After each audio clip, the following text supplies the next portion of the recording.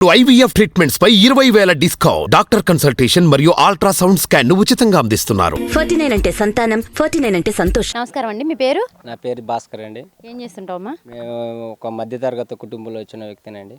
అంటే పని ఏం చేస్తారు? కూలి పని, వ్యవసాయం చేస్తాం. వ్యవసాయం చేస్తారు. మీరు అంటే పంట మీరు వేస్తారా లేదంటే కూలికి వెళ్తారా? కౌలుకి రైతుకి తీసుకొని కౌలు రైతుగా పని చేస్తాం. కౌలు రైతుగా అంటున్నారు. మరి ఈసారి జగన్మోహన్ రెడ్డి గారి మేనిఫెస్టోలో కౌలు రైతులకు కూడా రైతు భరోసా ఇస్తామని చెప్పేసి అంటున్నారు. పొందారండి. ఈ స్థితిలో ఒక పేదవాడు బతకాలంటే జగన్మోహన్ రెడ్డి వల్లే బతుకుతున్నారు. చంద్రబాబు టైంలో 14 సంవత్సరాలు పరిపాలన చేశాడండి. ఒక పేదవాడికి ఏం చేశాడండి? రైతు రుణమాఫీ అన్నాడు, చేశాడా? చేయలే. డోక్రా రుణమాఫీ అన్నాడు, చేశాడా? చేశాడు, చేయలే. ఇవన్నీ ఏంటంటే బూటక నాటకాలు. ఏదో అధికారం పొందాలని 10 మందిని ఎంటేసుకొని వస్తే సరిపోతాడు. ఒక ప్రజానాయకుడు మనం ఎన్నుకోవాలంటే ప్రజలకు మంచి చేసే వ్యక్తిని ఎన్నుకోవాలండి. అది ఒక జగన్మోహన్ రెడ్డి గారు సాధ్యమైంది. అంటే ఏం మంచి చేశారంటారంటే ఈ డబ్బులు ఇస్తున్నారు కాబట్టి మంచి చేశారు అనుకుంటున్నారు. డబ్బులనే కదండి, ఒక పేదవాడు వాళ్ళ బతుకుతున్నాడు, ఇల్లు వాళ్ళకి ఇల్లు ఇచ్చారండి. డోక్రా రుణమాఫీ చేశారండి. రైతు భరోసా చేశారండి. రైతు బీమా పథకం కింద ఇచ్చాడండి. 18 సంవత్సరాల ఆడపిల్లకు డబ్బులు వేస్తున్నాడండి. ఇవన్నీ వేస్తున్నాడంటే ఒక పేదవాడు గర్వంగా బతుకుతున్నాడంటే జగన్మోహన్ రెడ్డి గారండి. ఈ ఎగస్పాటి వాళ్ళు అంటారు సోమరబోతులు చేస్తారు. ఇప్పుడు 6 ఏదో అంటున్నారండి, ఆ పథకాలు పెట్టారు. ఇప్పుడు 2,000 కోట్ల పథకాలన్నీ పెట్టి ఇవన్నీ అప్పుడే నెరవేర్చడం ఇవన్నీ ప్రజలు నమ్మరండి. ఎక్కువగా 3 గ్యాస్ బండలు ఫ్రీ అంటున్నాడు. ఇవన్నీ ఎవరో నమ్మే పరిస్థితులు లేరండి ప్రజలు. ఎందుకు నమ్మరండి? గతంలో కూడా ఆయన అనేకమైన పథకాలు ఇచ్చామంటున్నారు. ఆడవాళ్ళకి డోక్రా రుణమాఫీ చేసామంటున్నారు, పసుపు కుంకుమ వేసామంటున్నారు. అసలు అనేకమైన పథకాలు ఇచ్చాం మేము అధికారంలో ఎలక్షన్ మూవ్మెంట్లో 100లో 20% మందికి 10,000 పడ్డాయండి. ఆ 10,000 కూడా ఎలక్షన్ మూవ్మెంట్లో వేసాడు. 10,000 డోక్రా రుణమాఫీ అండి. ఇప్పుడు జగన్మోహన్ రెడ్డి గారు పదవి ఎక్కిన తర్వాత 5 సంవత్సరాలు 4 సంవత్సరాలు 9 నెలలు మొత్తం ఏ హామీలు ఇచ్చారో 100కి 99% పూర్తి చేశారండి. ఒక ఇంటికి వెళ్ళి అడుగుదామని అంటామండి. ఇప్పుడు జగన్మోహన్ రెడ్డి గారు ముఖ్యమంత్రి అయినంత పథకాలు అయితే అమలు చేశారో, చంద్రబాబు ఉండే టైంలో ఏ పథకాలు అయితే వచ్చినాయో ప్రతి ఒక్క ఇంటికి వెళ్ళి అడిగితే తెలిసిద్దండి. ఒక పేదవాడు ఇంటికి వెళ్ళి ఇంటింటికి తిరిగి అడిగితే ఇదిగో నాకు ఈ భరోసా వచ్చిందని జగన్మోహన్ రెడ్డి గారే మేనిఫెస్టో ఉందండి. చంద్రబాబు మేనిఫెస్టో చూపిమ్మనండి. అంటే ఆయన ఐటీ కంపెనీలు తీసుకొస్తారు, ఉద్యోగాలు కల్పిస్తారంటున్నారు. చంద్రబాబు వస్తే కరువేనండి, జనాలు చచ్చిపోతారు, వానలు కూడా పడవండి. అది మా తాత ముత్తాతల కాడ నుంచి చెప్తానే ఉన్నారు. ఒక చంద్రబాబు ఏంటంటే ఒక రాజకీయ దురుద్దేశం కోసం సొంత మానవుని ఎన్నుపోటు పొడిచి రాజకీయాల్లో వచ్చిన వ్యక్తి చంద్రబాబు. ఆయన వస్తే వర్షాలు పడవండి, కరువు వచ్చేసింది ప్రజలకి. మొత్తం జనాభా పేద ప్రజలు అన్నారు.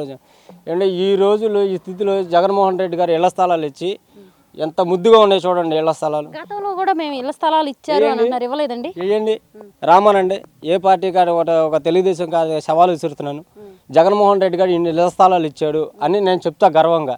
చంద్రబాబు నాయకుడు ఎవరన్నా కార్యకర్త వచ్చి ఇగో మా నాయకుడు ఇచ్చాడని చెప్పమనండి, అరగుండు గీకించుకొని మేసం తీసుకొని వెళ్ళిపోతానండి. ఇవ్వలేదంటారా? ఇవ్వలేదని చెప్తున్నాను 99%. నాకు ఓటు వచ్చిన కాడ నుంచి నేను 2 సార్లు వేసాను చంద్రబాబుకి వేసి మోసపోయా. కానీ మా జగన్ గారు వచ్చిన తర్వాత ఒక పేదవాడు గర్వంగా పోతున్నాడంటే జగన్మోహన్ రెడ్డి గారికి ఒక సాధ్యం అయిద్దండి. కానీ మరి ఈసారి పవన్ కళ్యాణ్ గారు కూడా చంద్రబాబు నాయుడు గారు అయితేనే మంచిగా పరిపాలన చేయగలరు, ప్రజలంతా సుభిక్షంగా ఉండగలరు అని చెప్పేసి ఆయన కూడా పొత్తు పెట్టుకున్నారు కదండి. అంటే పవన్ కళ్యాణ్ గురించి అంటే అసలు ఆయన మాట్లాడటం కూడా వేస్ట్ అండి ఆయన గురించి. ఎందుకంటే ఆయన గురించి మన గత 10 సంవత్సరాల మట్టి ఆయన రాజకీయంలోకి వచ్చిన కాడి నుంచి చూస్తూనే ఉన్నాం. పవన్ కళ్యాణ్ గారి గురించి ఏంటంటే ఎవడో ఎర్రేస్తే వాళ్ళ దగ్గరికి వెళ్ళిపోతాడు పవన్ కళ్యాణ్. ఆయన మాటలు నేను నిలకడ. సినిమా యాక్టర్లు అంటే సినిమా యాక్టర్ కానీ ఇప్పుడు నాకు పవన్ కళ్యాణ్ అంటే ఇష్టం, నేను సినిమాలు చూస్తా. మొన్న ఏదో మీటింగ్లో చూస్తున్నాడండి, తీర్మానం అవుతాడు, డ్యాన్స్ చేస్తున్నాడు. అలాగుంటుంది రాజకీయం. పవన్ కళ్యాణ్కి అచ్చిరాదండి, రాజకీయంలో పనికిరాడు. అదేంటండి, కానీ ఈసారి ఎలాగైనా సరే ఆయన్ని గెలిపించాలని, ఆయన అసెంబ్లీకి పంపించాలని ఇండస్ట్రీ నుంచి కూడా ఎంతోమంది వచ్చేసి ఈరోజు క్యాంపెయినింగ్ చేస్తున్నారు కదండి. ఆయన పాపం పవన్ కళ్యాణ్ గారు ఆయన పిల్లల్ని కూడా వదిలేసి మీకోసం వచ్చారమ్మా పిఠాపురం అని చెప్పేసి చెప్తున్నారు కదండి ప్రచారంలో. పిఠాపురంలో వంగా గీత గారి మీద వంగా గీత గారు మంచి డెవలప్మెంట్ అని మేడం. పోయినసారి ఎమ్మెల్యేగా చేసింది, ఎంపీగా చేశారు, చాలా అభివృద్ధి చేసిందండి ఆమె. పవన్ కళ్యాణ్ ఏం చేశాడండి? ఇప్పుడు సినిమా యాక్టర్ ఎవరైనా వచ్చారంటే కుప్పలు దెబ్బలు కానీ మేము వస్తాం చూస్తాకి. జనాలు వచ్చినంత మాత్రం ఓటు వేయాలి కానీ ఓటేసే గుణం ఒక జగన్మోహన్ రెడ్డి గారికే వేస్తారు 90% మరి ఇప్పుడు వాళ్ళందరూ వచ్చి క్యాంపెయినింగ్ చేస్తున్నారండి, చేసి ఈసారి ఎలాగైనా సరే గెలిపిస్తాం అంటున్నారు మరి క్యాంపెయిన్ చేశారంటే కరోనా టైంలో 2 సంవత్సరాలు కరోనా టైంలో వచ్చింది. అప్పుడు జగన్మోహన్ రెడ్డి ముఖ్యమంత్రి మళ్ళీ సినిమా యాక్టర్లు తోలు బొమ్మలు వేసుకొని వచ్చేవాళ్ళు. ఇప్పుడు రావట్లేదు ఏంటండి, మరి ఆ కరోనా టైంలో రాలేదే. ప్రతి పేదవాడు ఇంటికి తిరిగి అమ్మ ఇగో మా నాయకుడు ఇది పంపించాడు అని చెప్పాలి కదా, ఎవరో చెప్పలేదు.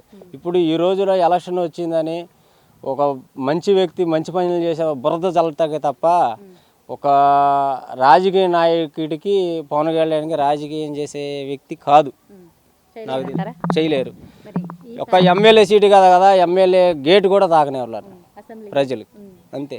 మరి పవన్ ఈసారి లోకేష్ గారండి, మరి లోకేష్ గారు గెలుస్తారంటారా మంగళగిరిలో? లోకేష్ గారికి చెప్పినా ఒకటి చెప్పినా ఒకటి, ఏం తెలుసండి లోకేష్ గారికి?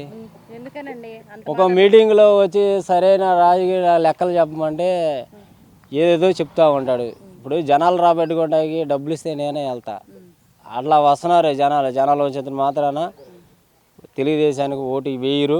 ప్రజలు చాలా ఈ జగన్మోహన్ రెడ్డి గారు పరిపాలనలో చాలా సంతృప్తిగా ఉన్నారు, చాలా సంతోషంగా ఉన్నాడు. ఒక పేదవాడు ఉండవాడి స్థితిలో ఉన్నారండి ఈ రోజుల్లో. మళ్ళీ జగన్మోహన్ రెడ్డి గారిని గెలిపిస్తాం, మళ్ళీ ముఖ్యమంత్రిని చేసుకుంటాం. ఈసారి మన ఆంధ్రప్రదేశ్ సస్యశ్యామలుగా చేసుకుంటాం. మరి ఒకవేళ చంద్రబాబు నాయుడు గారు గెలిస్తే ప్రజలంతా అప్పుడు సంతోషంగా ఉండరా?